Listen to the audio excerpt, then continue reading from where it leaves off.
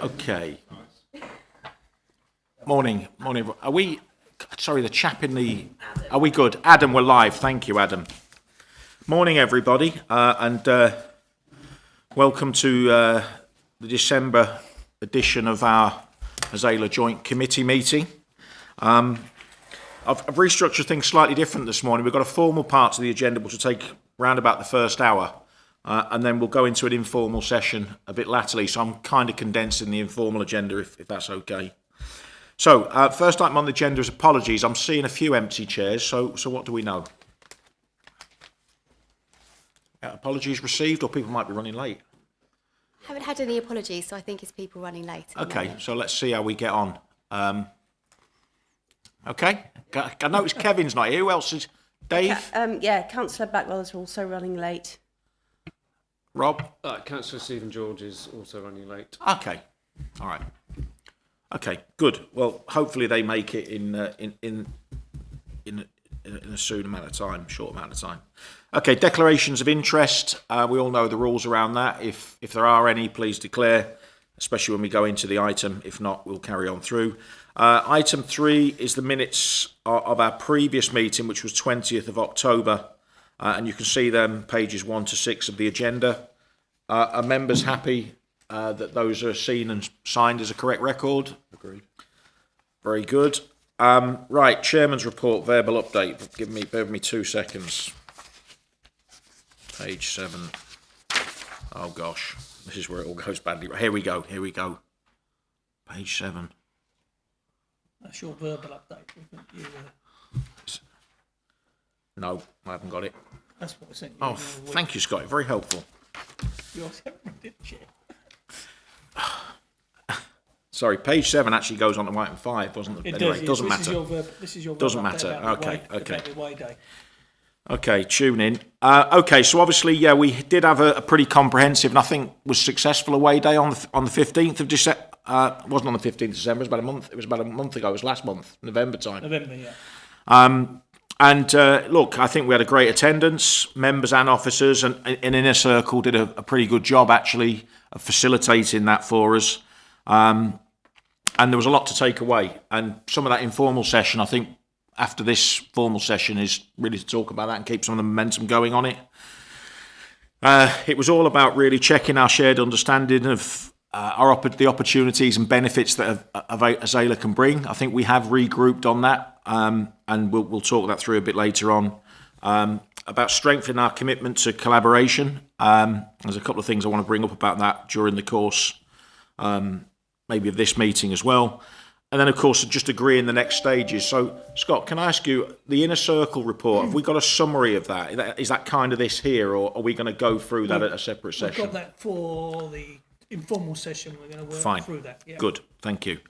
All right, so I won't dwell too much on that. I think that was the big thing. And I think, for me, the important thing now is having taken a step aside out of these formal joint committee meetings to go through agenda items and update reports and highlight reports. As exciting as all of that is, I think it was just necessary to do what we initiated last month and to keep the momentum going on that as we carry through into next year. So I won't add any more to my chair's update than that. I think that's the kind of big item, and then we'll go through some of the individual pieces now. So, agenda item 5, sorry, forgive me, that is now on page 7.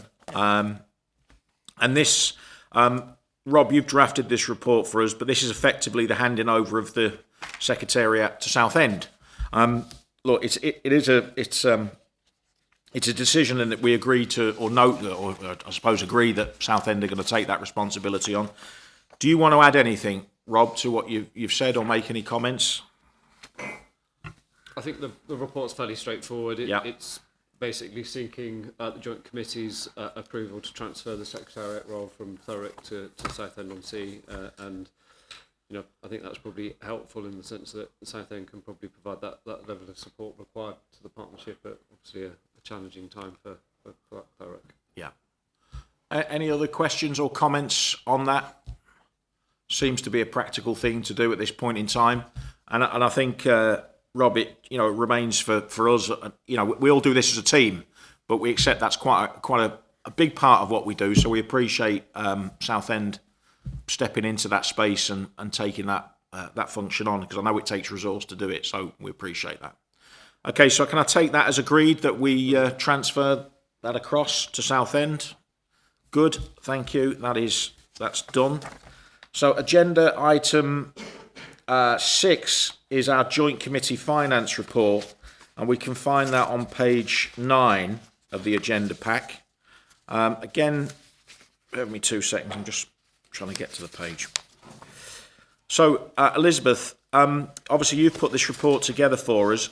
Is there any highlights you just want to draw out of that before we get into it? I've got a couple of comments, and others may, but is there anything you just want to summarise? I know you've given the report, and it's fairly straightforward.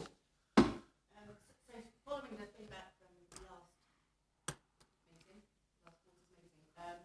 I did manage to go through each scheme with the programme leads. So there's far more detail than was in the previous report as was requested. Naturally, the minute I sent this report off, some changes have happened, as is always the case. The position has moved favourably since then. We have had some more funding being secured. Overall, the position at that point did show an in-year surplus of £95,000.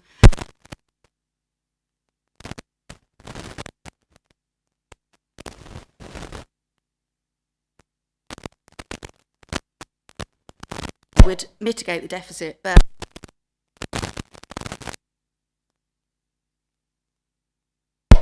the reserve. However, since then, I've had further information, and that has reduced further. So that is a smaller issue. So I don't know if anybody has specific queries on any of the particular schemes or comments.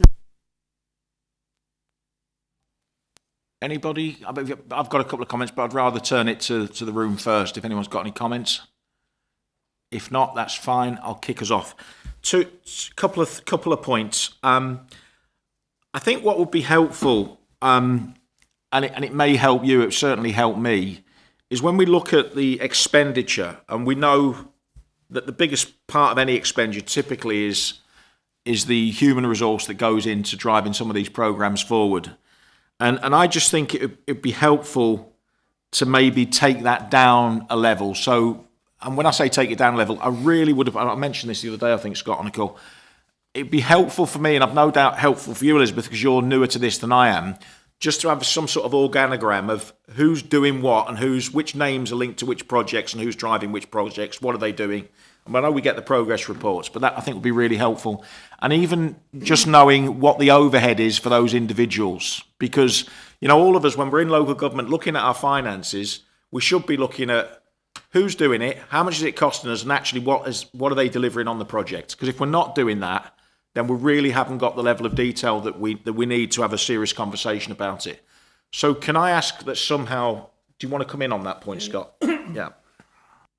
Yeah, thank you, Chair. I'll work with Elizabeth. I think what the plan was, particularly when we talk about the informal session around those programmes that we want to move forward with, is to come back, well, what are those resources, both currently working on it, and then what else is needed? So we'll have an organisational chart for each of those programmes as we, for the February, I think the next meeting, to be able to say these are the resources from each of the councils supporting the programmes, as well as the financial resources and whatever else is needed to accelerate those programmes. So we'll be in a better position to be able to, through the finance report, talk about what is really happening in terms of resourcing those programmes, both from the local authorities, but also those other providers that are supporting as well, and the external resources, Chairman. Thank you. Thank you, Scott. Hi, Dave. I understand you've delayed a bit. Just for your information, on page 10, we're on the finance piece, just so you can see where we're at. Okay, now, so that was the first point. I think that'll be very helpful. I think we need to get to that level of detail. And, you know, because this is, for us as ASELA, that's the value for money test as well. And I know we'd certainly look at it at that level of scrutiny in our own organisation, so we should do the same here. The other point I just wanted to raise, the two big numbers, well, a couple of the big numbers on there.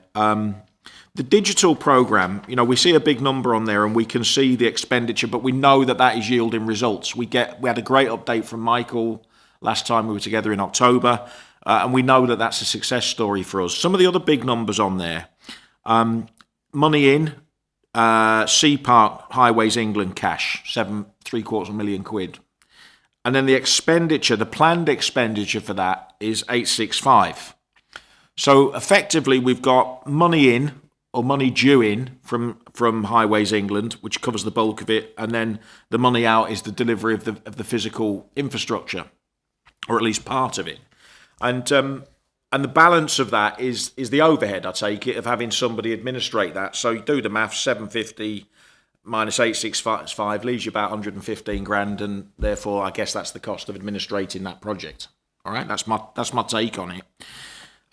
The thing that we might want to explore in a bit more detail afterwards is, where are we going with that, and does it pass the value for money test? And I want to add to it at this stage that I was contacted by National Highways, not this week, maybe last week, saying that, great, there's the money showing on our finance forecast, but they're saying if it's not spent by end of quarter one next year, it gets pulled back. And that kills whatever it was intended for. What it was intended for, and I might turn maybe to you, Mark, on this, because you might be able to shed a bit more detail on this, is the bulk of that cash, is about 900 grand, I'm told, was for a 6 kilometre stretch from Coalhouse Fort to Stamford Le Hope. And I'm not sure whether that sits in Basden or whether it crosses. It's all in Thurrock.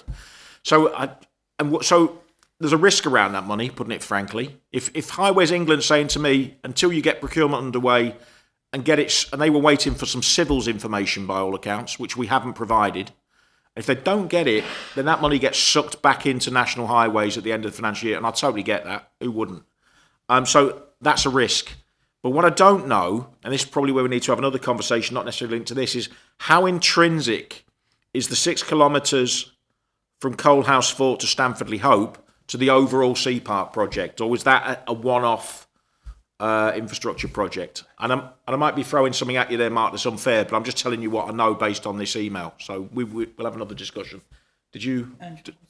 Angela, please. Yeah, sorry.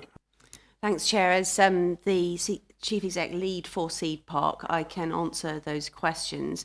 The issue that National Highways has raised is in relation to the forward funding of what's known as Phase 1A of the Seed Park project.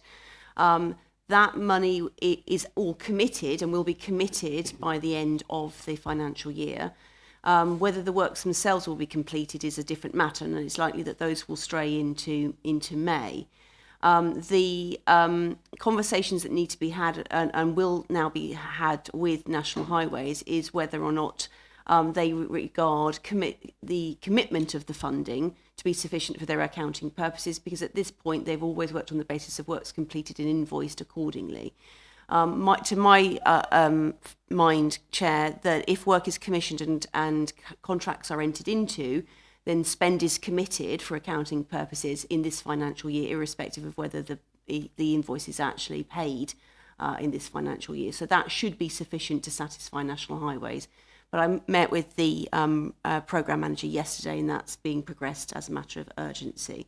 There is, in terms of managing that risk, therefore, it's really an accounting issue rather than a delivery issue. Okay, thanks for that. That's a helpful update. Anyway, I think it's helpful when we look at this report to be able to have that sort of discussion around the finances, because we can look at numbers and we can see income, and the numbers are on the sheet, but they're varying stages of reality, frankly, sometimes. And that was one that I was aware of, and we should discuss. Okay, so thanks for that. Any more comments on the finance? Sorry, yes, Andrew. Yeah, just a question on that. I mean, I totally get that it's an accounting thing, but let's say, because this is big government, this is National Highways, let's just say they say, well, we don't care, it's an accounting thing, it's gone. What is the backup plan, or where does that leave that particular aspect of the project? It leaves it at a stalemate, Councillor Baggott, because the funds cannot be committed unless there's assurance from National Highways that they will in fact be held against. So that's the conversation we need to take. Yes, Mark. I can add something. I hope that it would just be paused that we can't carry on with projects that we haven't got forward funding, and I think I can understand this committee being feeling that, and I think there should be something resolved on that before any commitments of actually invoices or contracts are going. Quite rightly, I quite agree with you. You're right, Mark. I just think we probably need to have a broader discussion. I know I brought it up in finance here, but I think there's a broader discussion about the project itself that perhaps we can cover a bit later on this morning. Okay? Right, very good. But of course, I'm also conscious, Mark, that it's a piece of infrastructure within Thurrock that would benefit the people of Thurrock. So that's a discussion maybe we need to understand.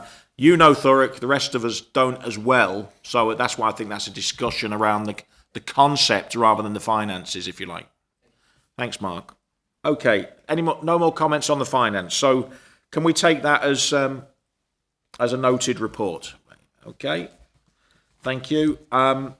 Item 7 is communications report, which is on page 13, this agenda pack. Sorry, Karen, yeah, I understand you've been landed with this one. I have. Very good. Apologies from Adrian for this morning.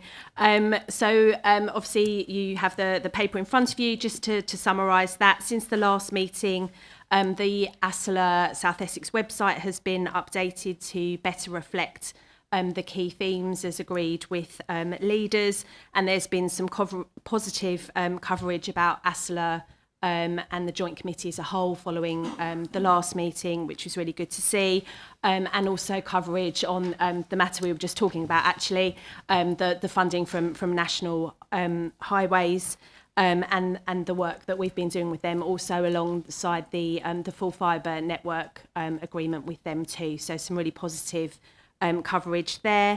The social media interest and engagement has continued to grow across all the different channels and continue to try and share as much as possible different issues across South Essex from different local authorities and events, as well as ASELA more broadly. The paper also sets out plans for communications and engagement activity into the new year, predominantly focused around the Technical University and the digital connectivity programmes. So hopefully members will see some key activity across those into the new year. I'm happy to try and answer any questions, Chair. Thank you. Any comments from the committee on this? I've got a comment, but again, I'll rather go to... Okay. Scott, did you want to come in? Thank you. Yeah, a couple of points, Chairman, and maybe some of that we'll take up in the informal as well. I have received a proposal following the challenge from Councillor Baggott, and I think Councillor Bentley at the last formal meeting around how do we embed communications even more about ASELA across the organisations.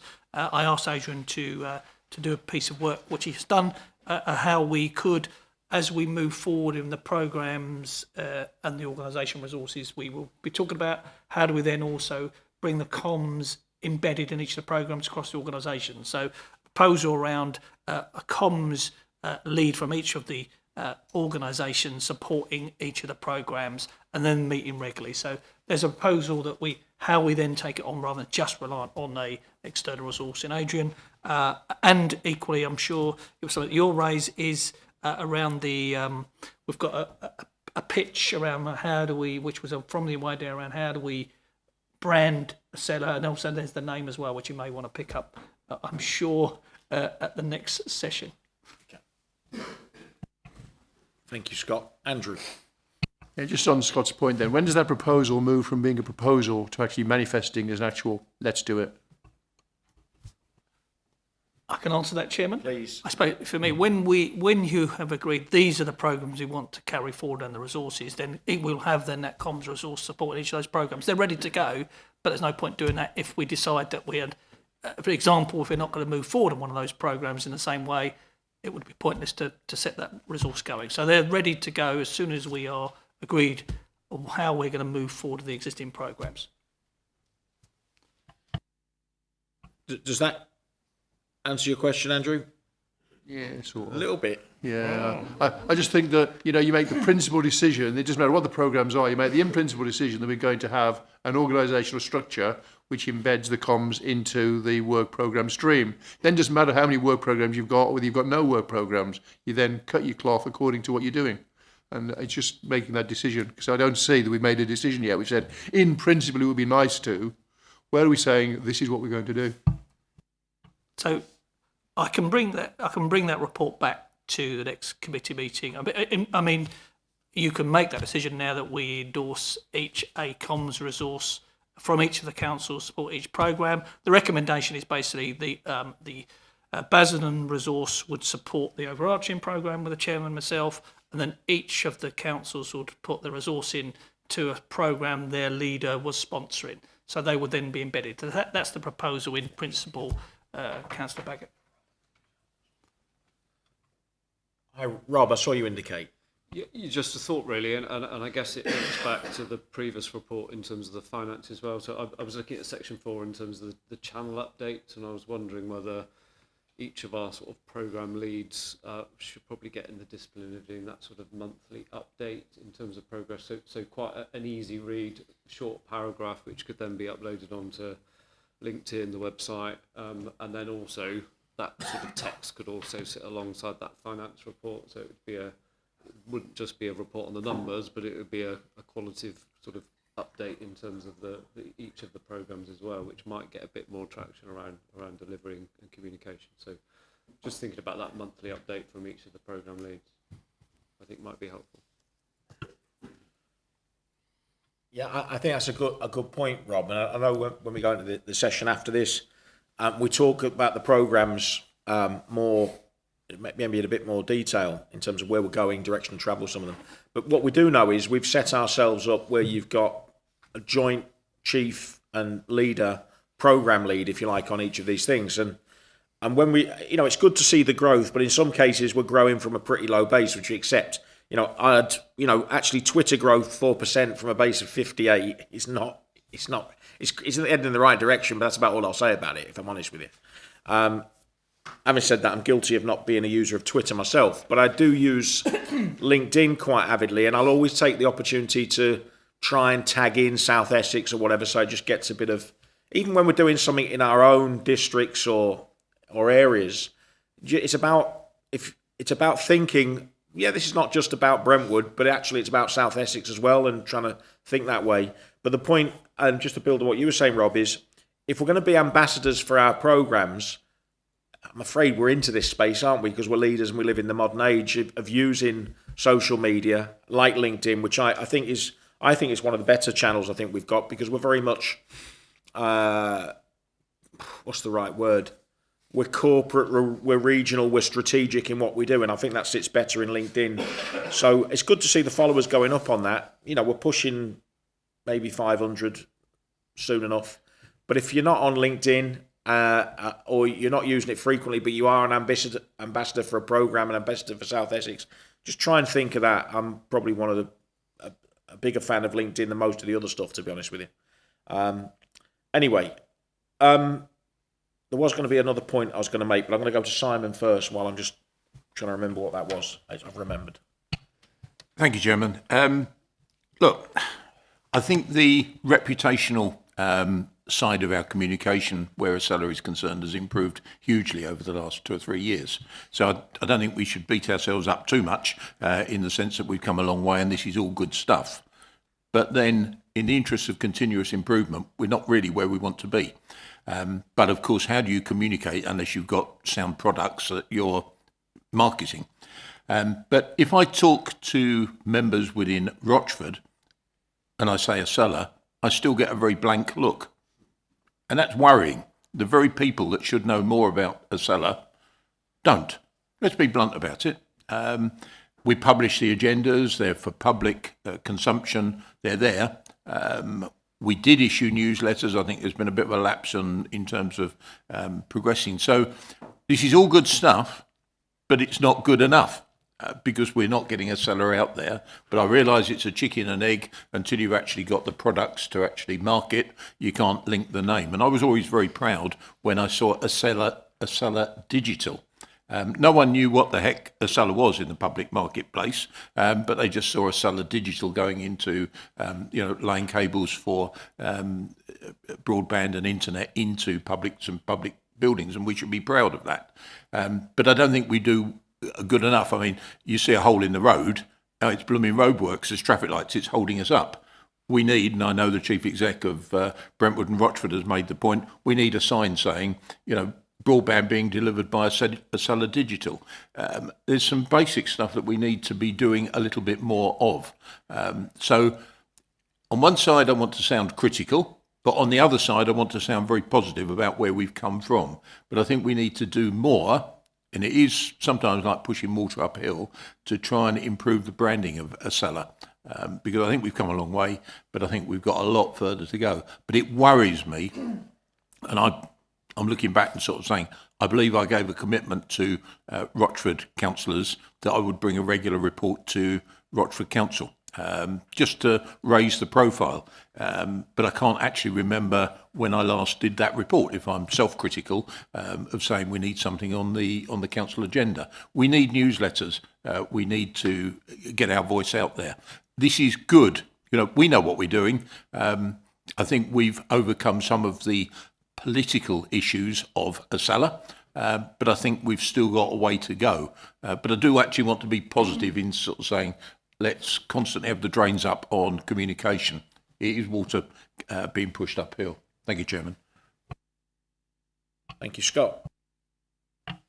On the basis, I think you are making a decision, by the sounds of things, Chairman, as members, I will meet with all of the comms leads from all of the authorities to start moving this forward. So let's start to embed all those things, and we'll have a handover with Adrian Wardle, and then I'll meet with you, Chairman, around how we want to get some of those wider, not the Pacific programmes, which they will then meet with the sponsors and the programme leads, but the wider comms and the point you've made there, Simon, as well, around the branding, etc. as well. So I'll set the meeting up in January with all the comms leads to start them, how they start embedding it in the organisations through members as well as the individual programmes I picked up earlier.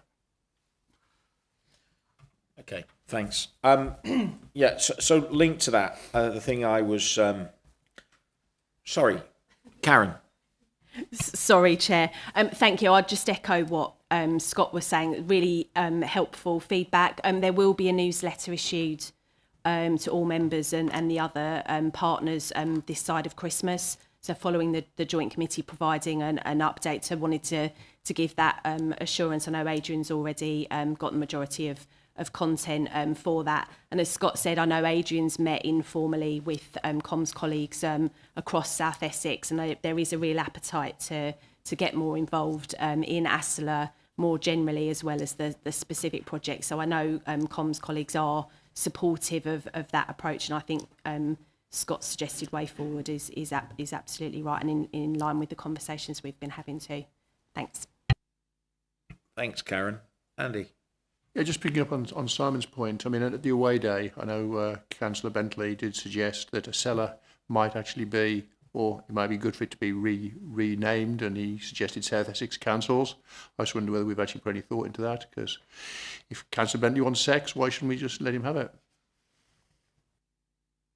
Okay, I think let's. I know that was brought up. That's a discussion I think I want to have. It's not on the agenda formally now, but it's maybe a conversation we can have subsequently, if that makes sense. It's a conversation I want to have, and I've got a view on it as well. But let's do that maybe a bit later on. Okay, let's try and join a few things here. We've got a pretty high level report. It's good to know there's a newsletter going out. And there does seem to have been a gap, actually. I think we had some quite good momentum, and my understanding is that every councillor in South Essex, across every district, including counties, is on that mailing list. So I think we can, with some certainty now, go back and say, well, you do know about ASELA because we mail you every so often. But it does feel like there's been... Is it a quarterly newsletter, Karen, or is that the intention? I think it has been a little... ad hoc. I think we were trying to get them out in line with the Joint Committee meetings, but also when there were significant updates. So they were around monthly every sort of 6 weeks, but there's probably been a longer gap between the last one and the one that will go out later this week. And again, I think something to pick up in terms of the new year and have that momentum again, absolutely. So, absolutely need to get something out before Christmas. Let me make a suggestion of something we need to do to take this to the next level in terms of communication, which I do think we need to do because of Simon's point. It is worrying, and I think if we're all honest, we talk around our council member colleagues. I think the officers are getting it. I think the officers, because they're in that space, Scott's pulling the team together with communications officers talking, other officers are working together on housing and other things. I think they get it, and they, as professional officers, they see the value of working together more so, whereas the perspective or the lens that a council looks for is probably quite different, if I can put it that way. And I still think we largely get blank looks, or people, if I'm honest, probably largely disinterested about ASELA. And that's because we've got to communicate it better, and we've got to communicate what it's doing, what it's achieving, what the benefits of it are, etc. So let me make a suggestion. On the newsletter, we need to run a trailer that says, in the new year, or the first quarter of next year at the outside, we do need what we've talked about doing for a while, is to do a roadshow or somehow get it on our agendas, where whether it appears on an ordinary council agenda or a policy and resources committee or in your cabinet, or whatever it is, that we have an agenda item that says this is what ASELA's doing. And it might be that agenda item says ASELA's no longer called this anymore, it's called this. And by the way, we've done a load of work on our programme themes and some prioritisation stuff, and this is where we're going, this is what we've achieved, this is what actually we're maybe looking to reprioritise. And we need to do that physical update. However we do it, we need to do it. I think you might agree with me, Simon. I think that's what you were alluding to. I think that's absolutely right. Just sort of thinking through that comment, I think it's a bit of a two-way process. I think it is for, I'm thinking back to some press releases that were issued in Southend about trams. I don't remember that we were talking in detail about trams within ASELA, but it happened to be one particular member that sort of hooked onto the ASELA and infrastructure and transport. It was actually not something we were debating actively within ASELA, but it was a bit of a hobby horse. But to be fair, the name ASELA was linked to it, albeit I was getting lots of questions. Well, what's ASELA's role in trams in Southend? I mean, that's a bit of an example, which makes me think perhaps there should be more being done locally by press communication teams within our individual councils. And this is a challenge to make sure that the communication is corporate, so it doesn't go too much off the rails, if that's not a pun on the trams. But certainly we can do, it's a two-way process to make sure that from the joint committee down there is communication, but also on issues that affect local people, like the park, like digital, like the technical university and all the good stuff. I mean, I was in company of people in the social private do, and they were talking about the skill shortage in South Essex, and how difficult it is. He's director of a company, and he was saying, automotive company, and I said to him, well, have you heard of ASELA? Have you heard about the technical university? Good. No, it was just a bit of a social do.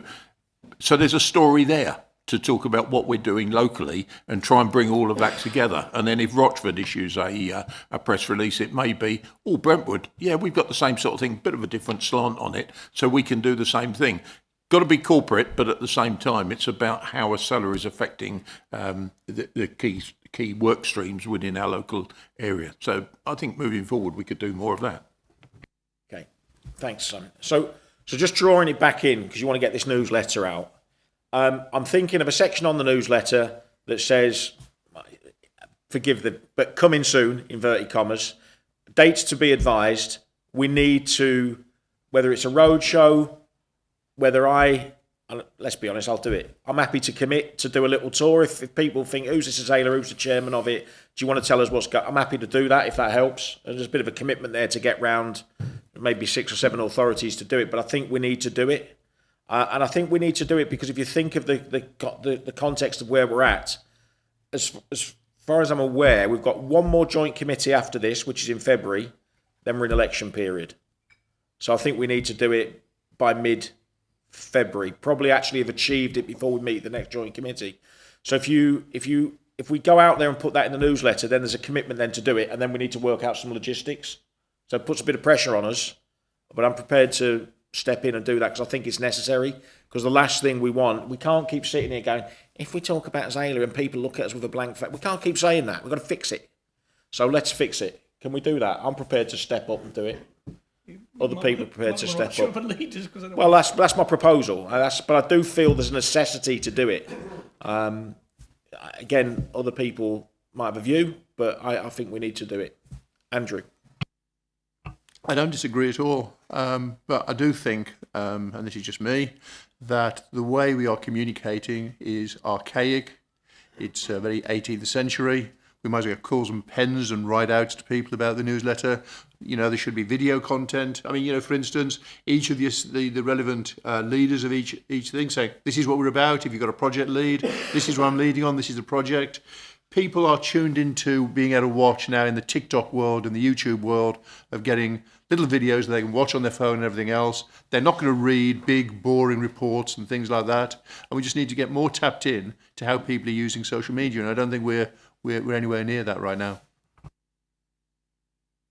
I think you make a good point. And, you know, take, for example, YouTube. What you are right, you know, doing a physical tour around parts of South Essex and sitting in the council chamber and talking about it is one way of doing it, but it's a bit traditional. Actually, what we could potentially consider this, Karen, it might make it easier and less preparation, but it needs a different slant on it, is we could do an update on ASELA, on video, stick it on YouTube and send that link out to everybody so they can physically see and meet people and get the cut of the people's gym, if I can use that phrase, on the YouTube video, which might be a different way to maybe doing a physical tour of all the town halls in South Essex. So I like that. I think you're right. I don't know if I want to do a TikTok video. I'm not sure about TikTok. I don't know what TikTok is, but I know what YouTube is. Rob. Well, I was just to add to that. I was just wondering whether a sort of digital roundtable might be a good way of doing it. And you know, you could do that. You could do that across South Essex, or you could do a number of them across different patches. Might be a good way to engage digitally with a whole range of different partners and members of the community. Aaron? Thanks. Yeah, I was going to agree. Actually, I think there's something about that two-way engagement, giving people the opportunity to ask questions and understand a bit more as well. So yeah, some kind of virtual sort of webinar or something like that, which again, just thinking about the timescales as well, might work. So it's definitely something for us to take away. And I think you know, the use of video, etc., for in terms of the work from January and the way forward, I think setting some of those things up as being the kind of standard approach to some of the comms and the programme updates would be really positive as well. Thank you, Chairman. I think it's been a really useful discussion, but I just want to take us back to basics and say to communicate, you've got to actually have a product that you're communicating about. So there's got to be clarity of the products that we're delivering. So, you know, we can talk about communication until the cows come home, but until you've actually got something that people want to see that will affect their lives. So I do want to just steady my own points a little earlier that you can't communicate for communication's sake. You've got to actually have a product and a good product. And I believe there's good stuff in here, but you know, it's about actually talking about something that you're delivering. Thank you, Chairman. So Karen and I will take away all of these points and we'll come up with some proposals and share it by email to you leaders first thing in January, and then we'll come up with some ideas well before February, rather than wait for the formal committee. So we'll I think there's a blend of contacting members around what ASELA is first of all, and then there's the wider public on the programmes. There's two different things there we need to think about. I think Councillor Baggar's point is valid, that, you know, using all the different comms teams, of all the different methodologies of getting the message out there in a modern era is one that we will fully receive and take on the challenge. So we'll come back with proposals by email to you all leaders, how we're going to engage before the next committee. Okay. Good. David? Chairman, could I just say, listening to everybody, Simon and everybody about comms, and I think it is so important because I agree totally what Simon says. In fact, you know, my members would probably say exactly the same when you talk about ASELA, even though we've had presentations. I bet if you ask them about ASELA now, they'll just give you a fairly blank look. And in fact, only and I think comms is so important because only at our last full council last week, I had a question from the member of public: what is the point of ASELA, and what benefits are ASELA to Castle Point? And I think that proves that the message is not getting out there. And I think what Simon says, people want to know what ASELA is, but what it's going to do for them. And I think that is the most important thing. We've got to get the message out. Thank you. Yeah, and I think we've got a story to tell. Full fibre is one of them. I think actually, conversely or adversely, I don't think Castle Point saw as much benefit from the infrastructure, the digital infrastructure that went in as some of the other SAP. But nonetheless, we can still talk about it. And I think that's where we just need to regroup. If we stop for a minute, I think we've got a lot of stories to tell under the areas that we've been operating in, whether it's homes, whether it's digital infrastructure, etc. We can tell a story.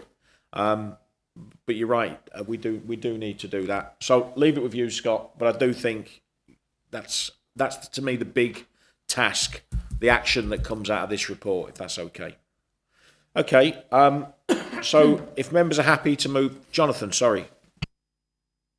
Thank you, Councillor Hossack. Just to pick up a point, what Councillor Woodson mentioned about an annual review. We've actually the first joint committee was, I think, October 28th, 2021. So we're actually at that point where probably that annual review is required. So if we do the communication, we've got a number of really good videos already. Let's bring those together and have that annual review report. And I think if we can then share that with all councils, that can go on everybody's council, as long as leaders are happy, on everybody's council agendas moving forward in early 2023. I think that rather than have different annual reports, one annual report for all of us, if all agree. I think that's a good suggestion as well, that we can link him to the whole. It's just how we approach it. We know we need to do it. We just got to agree the content and the format, and that's it. But the timing is quite critical, I think. Yep. Okay. Any more on comms? No? Thank you. So thanks for that report in the absence of Adrian. And so that brings on to item 8, which is any other business, which I don't think there is any, to my knowledge. So I'm going to close this formal part of the meeting. But if we can all sort of hang around for a little bit, there's a conversation I think to be had afterwards as well. Okay. So many thanks for your attendance, and we'll catch up again in a few minutes. Thank you.